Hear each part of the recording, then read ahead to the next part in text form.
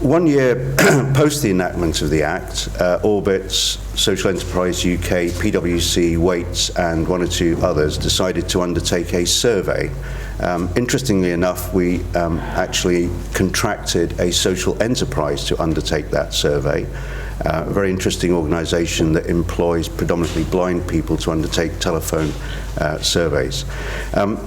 We actually were able to survey 77 local authorities and 123 housing associations, so it's very much focused around housing. And actually looking at the impact of introducing social value into the procurement chain and process. And interestingly enough, some of the key benefits were not just about better services and better outcomes, but actually lower costs. Also in terms of improved external relationships. In particular, I think in the context of widening those that might be eligible or able to bid, and similarly coming up with new ideas that engage and involve the community is likely to lead to those types of benefits. And then thirdly, and this again underlines all of the themes that we've been discussing so far this morning, actually measurement improves the clarity of purpose, and in particularly beyond procurement. I was very interested in the clear 3 columns about, well, what do we want to achieve, how do we report that going forward, and what is the final outcomes.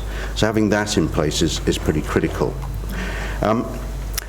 As a result of the survey work and our findings, you'll see in the Communities Count report, we thought actually there are 4 principles or steps that are required to integrate social value, not just into procurement, but also into any organisation.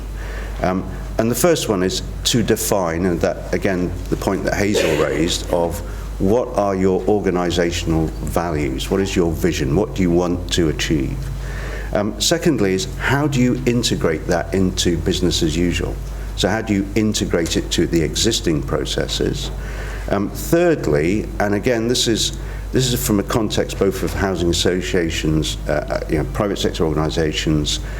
Again, it's that point of how do we partner and where do we best partner and co-create from a private, public, third sector perspective.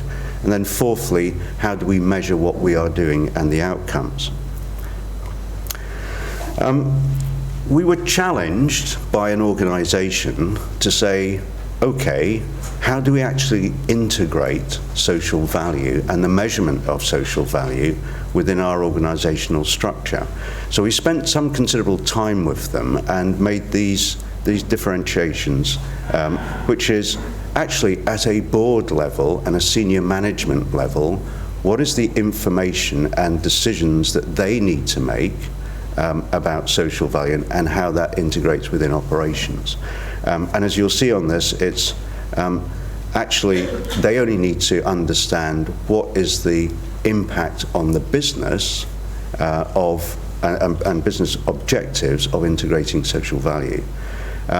Similarly, in terms of actually looking at commissioners and looking at sort of management team and relationships with external parties, again, the level of detail and how you communicate that to external parties is critical.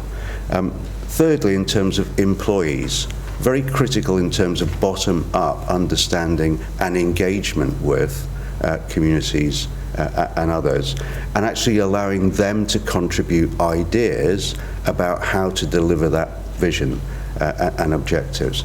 And then finally, the ability of any individual within that organisation to not only demonstrate that that vision is there, but also to demonstrate the types of impacts and therefore social value that's been delivered.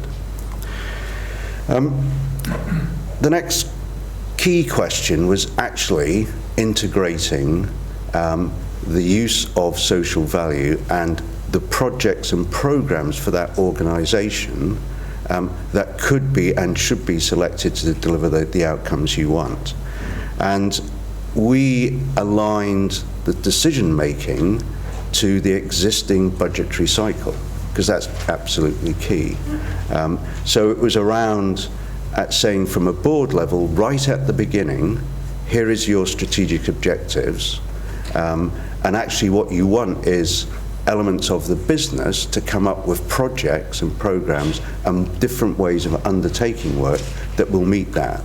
And we actually want you to be as creative as possible and come up with as many ideas as you like, and then look at a shortlisting process where we can go back to the board and say, we think this, and we've considered 5, 10, 20, 30 different projects or programs, and we think this is the one that is most likely to generate the benefits.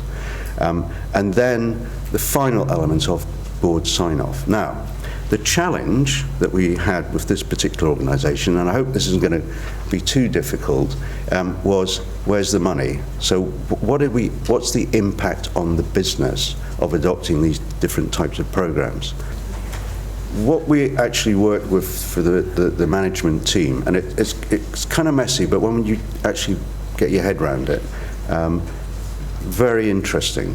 What we looked at was 3 dimensions of any program or project that was being put forward that would actually meet, having gone through the long listing and short listing, the vision of the organisation. And the 3 elements are, 1, what is the financial return to the business of undertaking this activity? Secondly, what is the social return, both to, in wider terms, as a result of that activity? And then, what investment requirements are you asking of the board to undertake this project or program? And clearly, those that fit in the box of actually high social return and high financial return and not too much investment commitment are ones that you should probably consider. There are others where you may get a high social return but a low financial return and might be costly to the organisation. Question, should you be looking for other partners? Should you actually be saying to other organisations, can you do this, or can we do this in partnership?